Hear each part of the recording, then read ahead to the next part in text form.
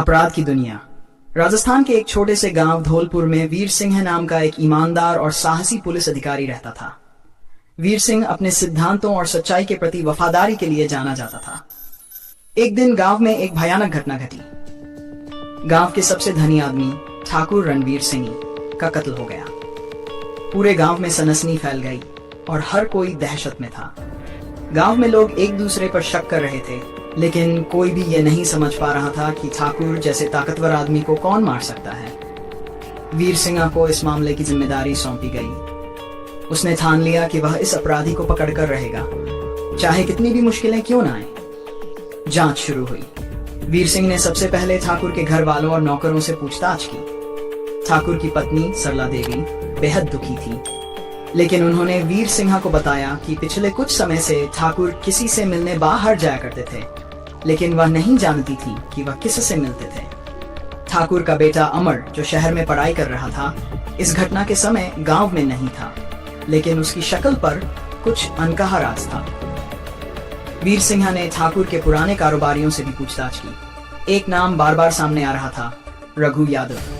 रघु पहले ठाकुर का भरोसेमंद आदमी था, लेकिन कुछ समय पहले उनके बीच किसी व्यापारिक विवाद के चलते रघु को गांव छोड़ना पड़ा था।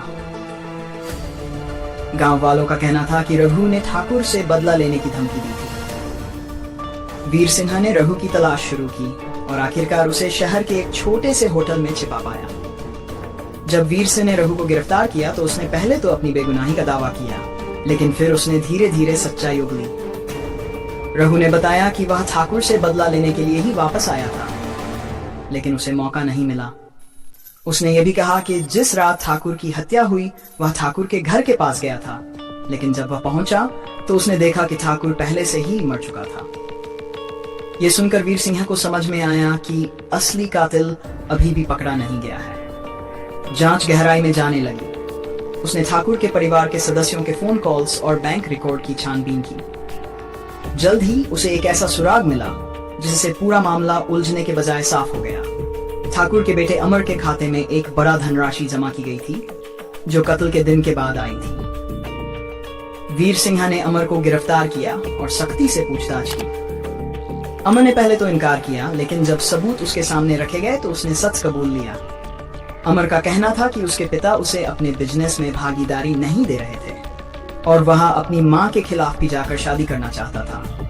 इसलिए उसने अपने एक दोस्त के साथ मिलकर यह साजिश रची और अपने पिता की हत्या करवा दी। इस खुलासे के बाद गांव में हड़कंप मच गया। वीर सिंह ने अमर और उसके साथी को अदालत में पेश किया, जहां उन्हें सख्त सजा सुनाई गई।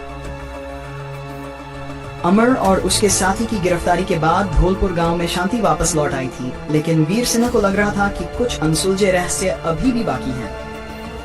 अमर के मामले में कई छोटी छोटी बातें थीं, जो वीर सिंह के दिमाग में सवाल छोड़ गई थी।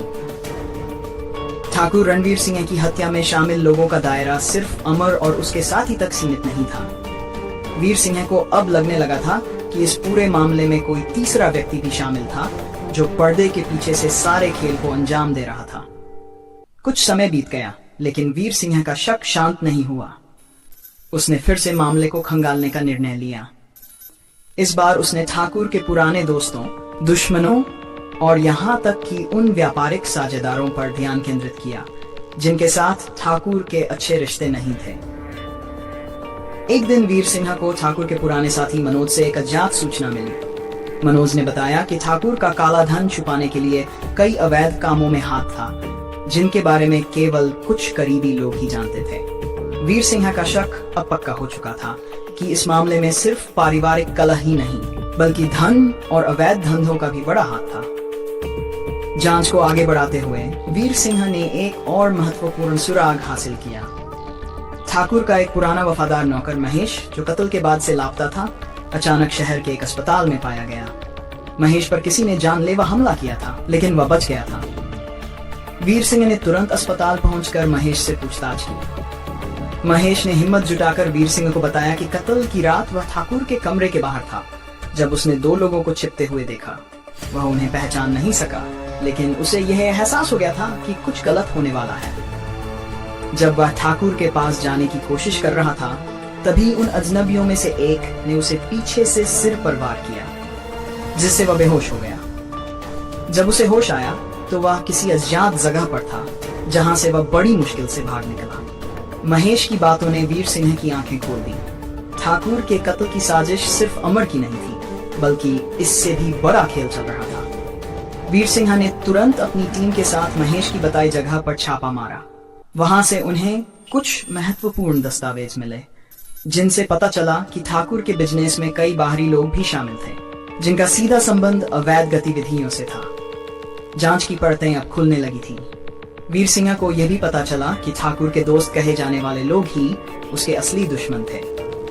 उनमें से एक था रतन लाल, जो दिखने में तो ठाकुर का घनिष्ठ मित्र था, लेकिन अंदर ही अंदर ठाकुर के कारोबार और संपत्ति पर नजर रखे हुए था।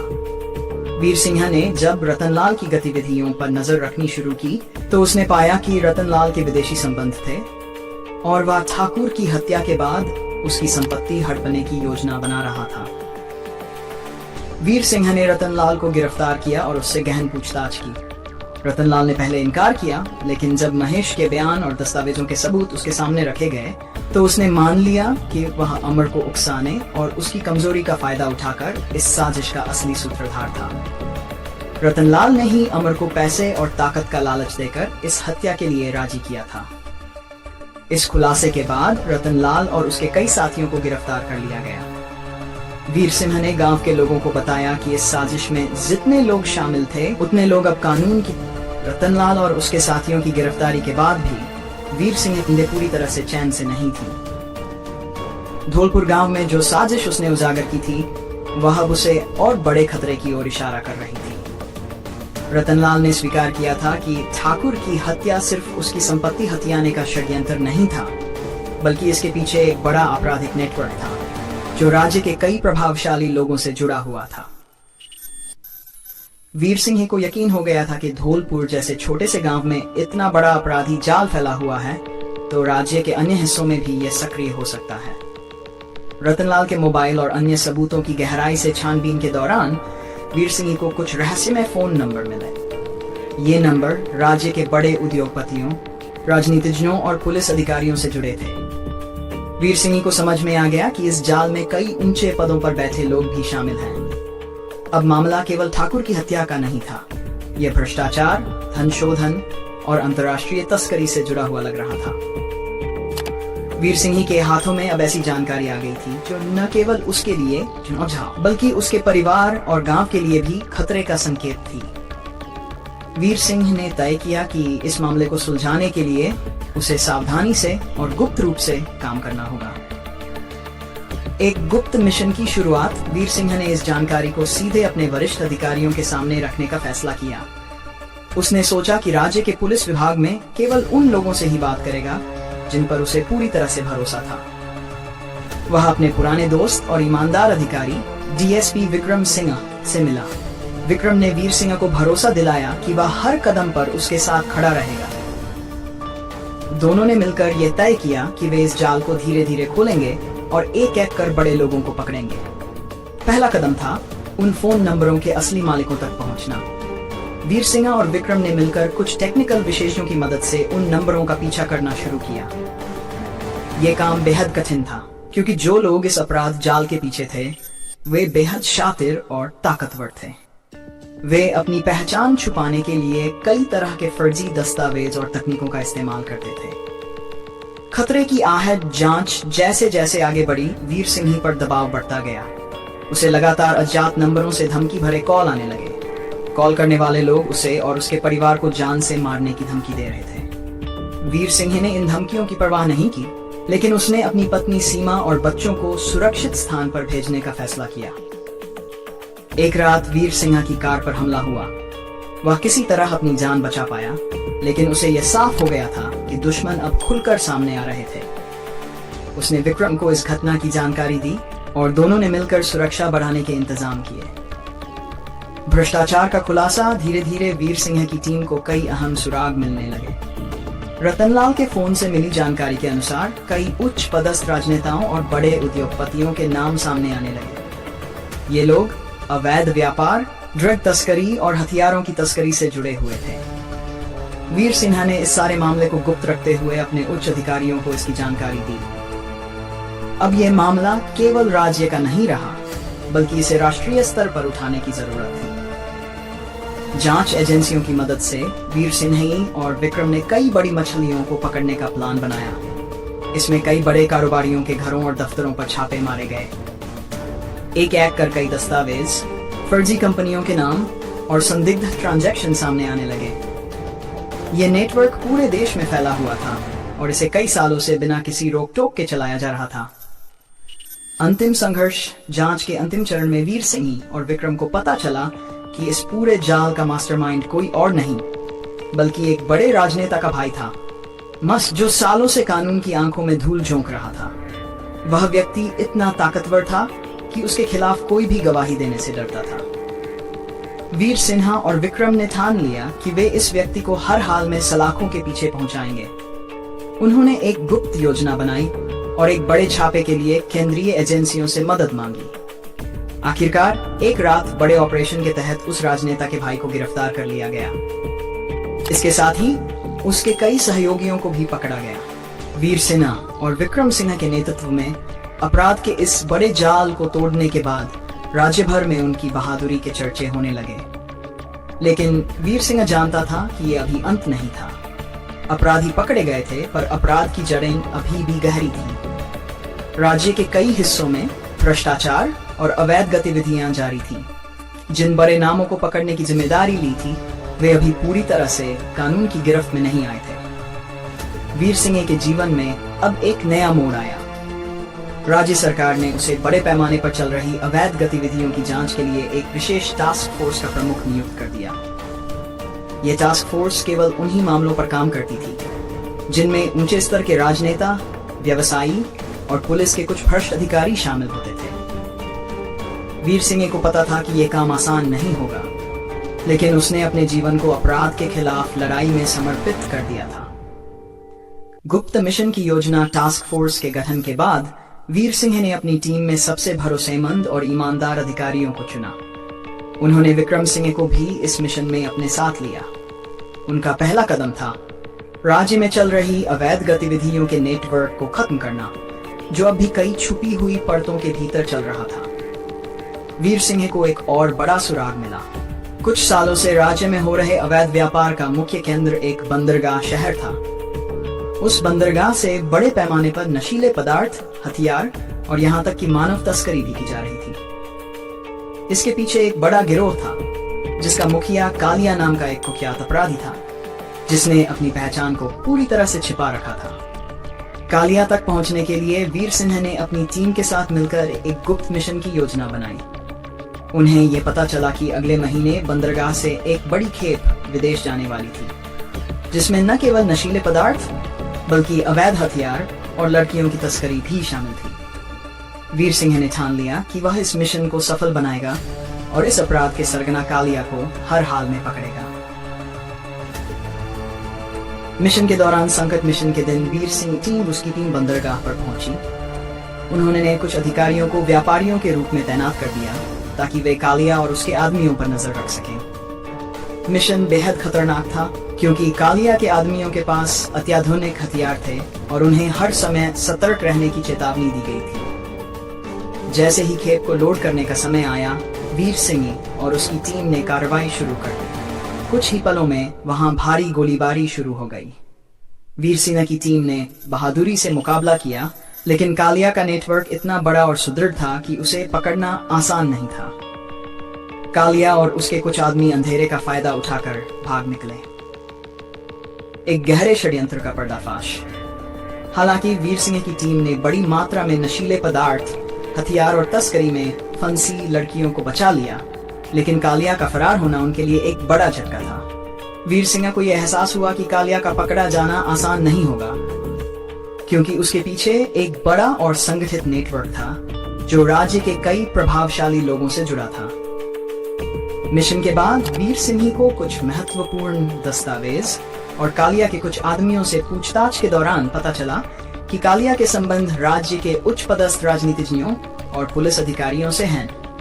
जो लोग कानून की रक्षा के लिए थे, वे ही अपराध की इस दुनिया को पाल पोस रहे थे। वीर सिंह को अब समझ में आ गया था कि यह सिर्फ एक अपराधी गिरोह को पकड़ने की बात नहीं है, बल्कि ये पूरे सिस्टम की सफाई की जरूरत थी।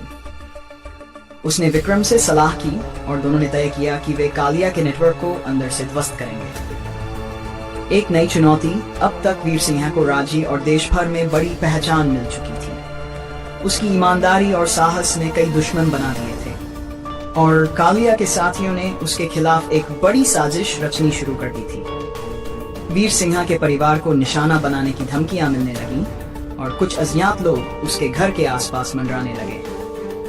वीर सिंह ने अपनी पत्नी सीमा और बच्चों को फिर से सुरक्षित स्थान पर भेज दिया। विक्रम ने उसे सलाह दी कि वह कुछ समय के लिए शांत रहे और मामले को ठंडा होने दे, लेकिन वीर सिंह जानता था कि अगर वह पीछे हटा तो अपराधी और भी ताकतवर हो जाएंगे। उसने अपने परिवार की सुरक्षा का ध्यान रखते हुए अपने मिशन को जारी रखने का फैसला किया। अब उसकी अगली चुनौती थी कालिया के पूरे नेटवर्क को जड़ से खत्म करना और उन नेताओं और अधिकारियों को बेनकाब करना जो इस अपराधी जाल को बचा रहे थे। कालिया का अंत। कालिया को पकड़ने का अंतिम मौका वीर सिंह को तब मिला जब एक गुप्त सूचना के आधार पर उसे पता चला कि कालिया एक दूरस्थ इलाके में छिपा हुआ है। वीर सिंह ने अपनी टीम के साथ मिलकर वहां छापा मारा। इस बार उन्होंने पूरी तैयारी की थी। रात के अंधेरे में वीर सिंह और उसकी टीम ने कालिया के अड्डे पर धावा बोला। इस बार कालिया बच नहीं पाया। घंटों की मुठभेड़ के बाद वीर सिंह ने कालिया को पकड़ लिया। उसके साथ कई बड़े राजनेताओं और उद्योगपतियों की मिलीभगत के सबूत भी मिले। इस बड़ी गिरफ्तारी ने पूरे राज्य में हड़कंप मचा दिया। कालिया के पकड़े जाने से न केवल अपराधियों का एक बड़ा गिरोह ध्वस्त हुआ, बल्कि भ्रष्टाचार में लिप्त कई उच्च पदस्थ लोग भी बेनकाब हो गए। न्याय की जीत। कालिया की गिरफ्तारी और उसके पूरे नेटवर्क के खत्म होने के बाद वीर सिंह को पूरे देश में सराहा गया। उसने न केवल एक बड़े अपराधी को पकड़ा, बल्कि अपराध की दुनिया के गहरे षड्यंत्र को उजागर किया।